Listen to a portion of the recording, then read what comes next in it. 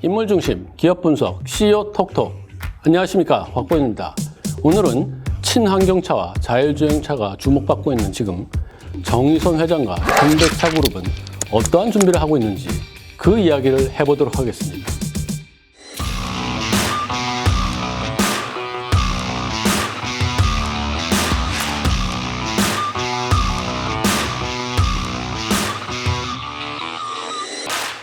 네, 현대차그룹에서 가장 빠르게 변하고 있는 계열사로 꼽으라면 단연 기아입니다. 회사 이름을 기아차에서 기아로 바꿨고요. 그리고 새로운 슬로건, 새로운 로고를 내세우기도 했습니다. 그리고 연초에 이제 애플과 협력해서 미래 자율주행 전기차를 만들어낼 수 있다. 즉 애플카를 만들겠다. 뭐 이러한 보도가 국내에서 쏟아져 나오면서 그야말로 시장에서 가장 뜨거운 그런 관심을 받았었습니다. 물론 현대차그룹은 공식적으로 애플과의 협력서를 부인을 했습니다. 그래서 좀 일단락된 느낌인데요. 그러나 시장에서는 여전히 기대감이 남아있는 것 같습니다. 그래서 오늘은 정의선 시대가 펼쳐지고 있는 이 상황에서 기아는 과연 어떻게 변화할까? 이 이야기를 비즈니스 포스트의 이한재 기자와 함께 나눠보도록 하겠습니다. 안녕하세요. 비즈니스 포스트 이한재입니다. 네, 이한재 기자. 그 애플과 협력설이 나오면서 정말 기아의 주가는 정말 요동을 치지 않았습니까? 단도직입적으로 물어볼게요. 기아하고 애플은 협력을 합니까? 예상이 쉽진 않지만 한 가지는 확실합니다.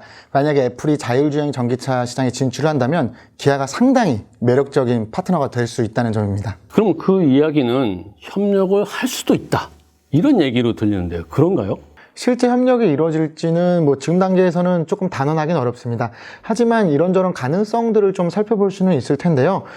일단 현대차그룹이 애플과 협력서를 부인한 다음에 전해진 좀 일부 보도를 좀 주목해 보고 싶습니다. 하나는 일본 닛산과 애플의 협력이 결렬됐다는 보도고요. 다른 하나는 폴크스바겐 CEO가 애플을 두려워하지 않는다고 한 인터뷰에서 말한 겁니다.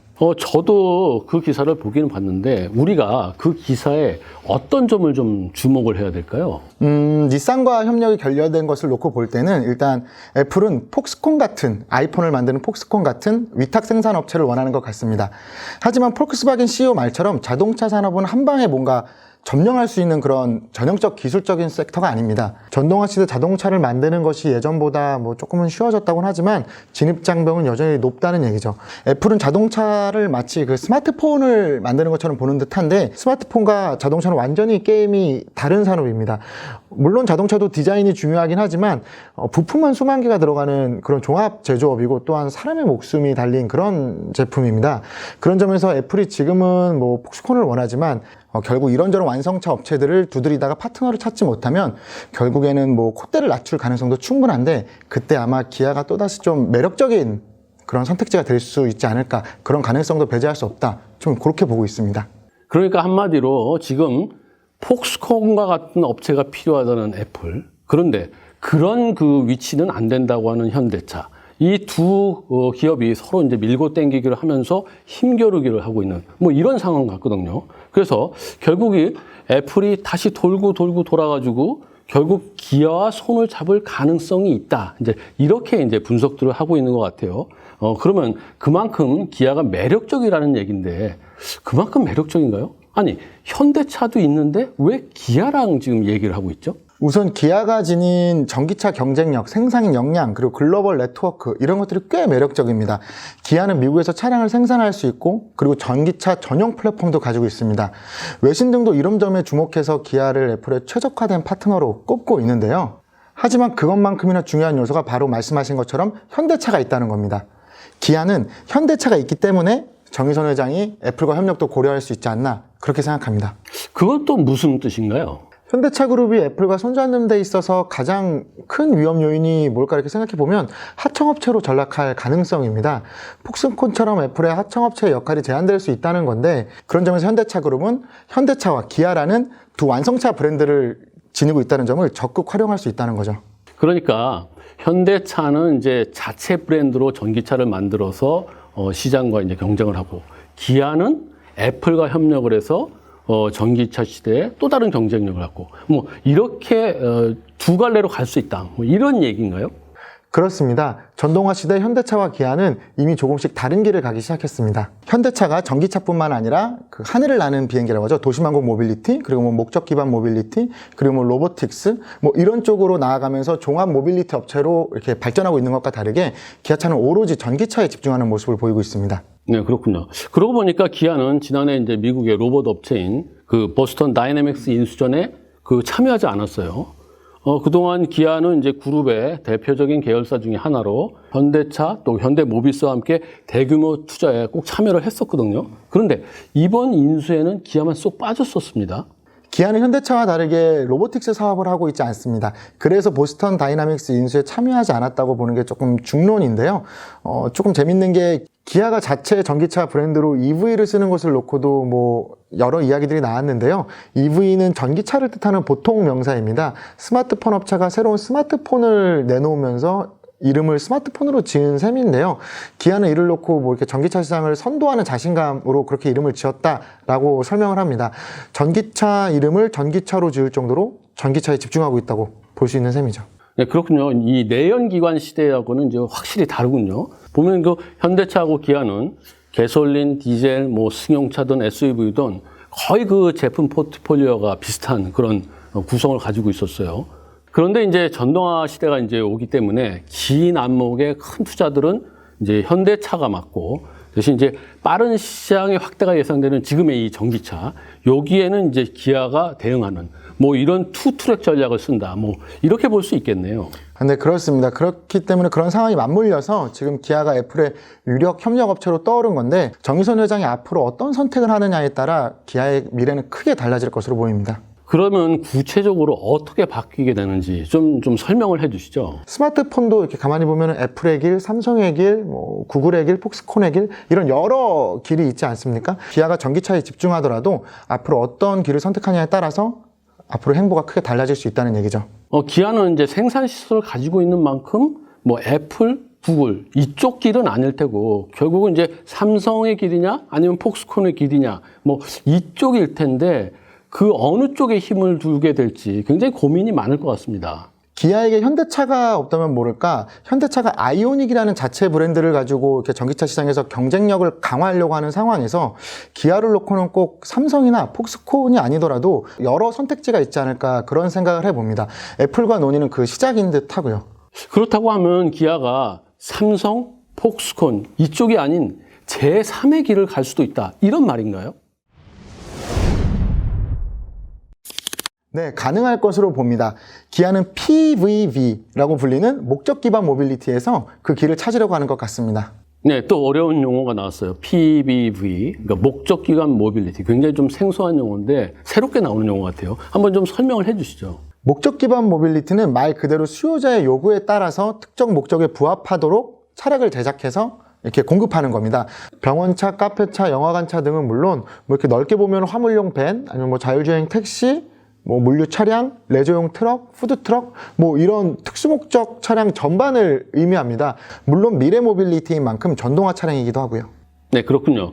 제가 그 올해 CES에서 미국 GM이 새로 발표하는 그런 내용을 봤는데 브라이트 드롭이라고 그 GM이 미국의 운송업체인 페덱스하고 협력을 해서 신개념 물류 솔루션을 그렇게 제공한다. 뭐 이런 내용이거든요. 거기에 보면은 전동화 모빌리티는 EP1 그리고 EP600 뭐 이런 걸 좀 새로 선보이고 막 그랬거든요. 자, 이것도 그러면 아까 얘기한 목적 기반 모빌리티의 하나다. 뭐 이렇게 볼 수 있는 건가요? 네, 맞습니다. 그게 바로 목적 기반 모빌리티입니다. 그럼 이 목적 기반 모빌리티가 어떻게 기아의 제3의 길과 연결된다는 거죠? 뭐 그 목적 기반 모빌리티에 좀 또 다른 어떤 특성, 의미 이런 게 있는 건가요? 목적 기반 모빌리티는 아직 시장이 초기 단계지만 앞으로 물류나 자율주행 택시를 중심으로 해서 시장이 빠르게 커 나갈 걸로 예상이 되거든요. 이 과정에서 글로벌 빅테크 기업과 완성차 업체의 협업도 활발히 이루어질 걸로 예상이 되고요.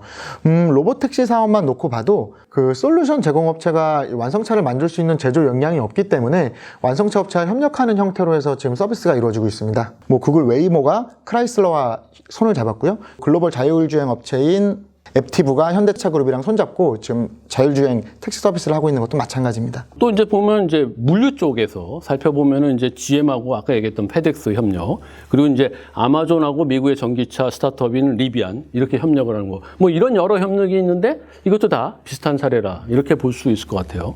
자, 근데 제가 느끼기에는 이와 같은 협력이 그 스마트폰을 제조하는 그 관계하고 달리 굉장히 수평적인 이런 협력처럼 그렇게 느껴져요. 그래서 이런 점에서 목적 기반 모빌리티는 충분히 긍정적인 시너지를 내는 그런 협력이다. 이렇게 볼 수 있을 것 같습니다. 그렇다고 하면은 이 상황에서 기아가 좀 구체적으로 어떤 목표를 제시한 것이 있나요? 기아가 최근 그 시장의 주요 투자자들을 대상으로 한 CEO 인베스트 데이라는 걸 진행했는데요. 거기서 송호선 사장이 2030년 목적 기반 모빌리티 글로벌 1위 업체를 목표로 내걸었습니다. 현대차 그룹은 그동안 목표를 발표하면서 내연기관차의 뭐 상위 업체가 되겠다, 친환경차 시장을 이끌겠다 이런 얘기들을 많이 했지만 글로벌 1위를 내건 것은 사실상 이번이 처음입니다. 그 정도로 힘을 준다고 볼 수 있고요. 송 사장은 2030년 목적 기반 모빌리티 판매량으로 100만 대를 제시했습니다. 2030년 EV 판매 목표가 88만 대거든요. 그러니까 그것보다 10% 이상 많이 목표를 잡았다고 볼 수 있습니다. 그렇군요. 목표를 상당히 공격적으로 잡은 것 같아요. 근데 목표만 세웠다고 모든 게 다 이루어지는 건 아니거든요. 좀 구체적인 방안이 있어야 될 텐데 이런 좀 로드맵 같은 거를 좀 제시를 했나요? 그렇습니다. 그 로드맵이 조금 명확히 나와서 시장도 기아의 목적 기반 모빌리티 사업에 조금 주목하고 있는 것 같습니다. 기아는 시장 초반에는 영국 업체인 어라이벌과 이렇게 협력해서 시장에서 경쟁력을 확보하고요. 그리고 2023년부터는 오픈 이노베이션으로 뭔가 이렇게 경쟁력을 확대해 나가고, 그리고 2025년에는 독자점 플랫폼을 통해서 시장 확대를 이끌겠다는 그런 구체적 목표를 제시했습니다. 그리고 2022년에 전용 택시로 쓰이는 그 PVV01이라는 제품을 출시할 계획도 밝혔습니다. 이런 것들이 상당히 좀 구체적인 로드맵이라고 볼 수 있죠. 그렇군요. 그 목적 기반 모빌리티가 결국은 이제 기업들이 원하는 그런 차량을 딱 만들어서 이제 전달해주는 뭐 이런 개념인데, 사실 그 기아는 예전부터 군수용 그 차량, 뭐 특수 차량 이런 거를 만드는 걸 많이 했어요. 그러니까 여기에 굉장히 경쟁력이 있거든요. 이런 점도 앞으로 일을 해나가는데 강점으로 작용할 수 있다. 이렇게 볼 수 있나요? 정확히 보셨습니다. 그래서 송호성 사장도 CEO 인베스트 데이에서 목적 기반 모빌리티 사업은 기아의 고유 강점을 살릴 수 있는 아주 그냥 좋은 분야다. 이렇게 말하면서 자신감을 보였습니다. 네, 잘 알겠습니다. 기아는 전동화 시대가 펼쳐지면서 여러 갈림길 앞에 놓여 있습니다. 애플과 협력을 하는 그것도 아마 그 중에 하나일 겁니다. 애플로서는 기아가 굉장히 매력적인 그런 파트너고, 정의선 회장 입장에서도 기아의 정체성만 잘 유지된다고 하면은 애플과 협력을 하는 것도 굉장히 좋은 기회가 될 수 있을 것 같은 그런 생각이 듭니다. 물론 기아가 애플 말고 다른 빅테크 업체와 협력하는 뭐 이런 길을 갈 수도 있습니다. 기아가 앞으로 자체 경쟁력을 강화하는데 이런 데 중점을 둘지, 아니면 위탁 생산을 하는데 중점을 둘지, 아니면 이것도 아니고 제3의 길을 가게 될지, 뭐 이거를 지금 정확히 알 수는 없겠지만 이와 같은 결정이 기아 앞으로 10년을 좌지우지할 수 있는 중요한 요소라고 이렇게 생각이 됩니다. 다음 시간에 저희는 기아의 미래를 좌지우지하게 될 정의선 회장의 리더십은 어떻게 발휘되고 있는지, 구체적으로 어떤 전략을 펼치고 있는지 이것들을 집중적으로 살펴보도록 하겠습니다. CEO 톡톡 기아 이야기는 오늘 이것으로 마무리 짓겠습니다. 끝까지 시청해 주셔서 대단히 감사합니다.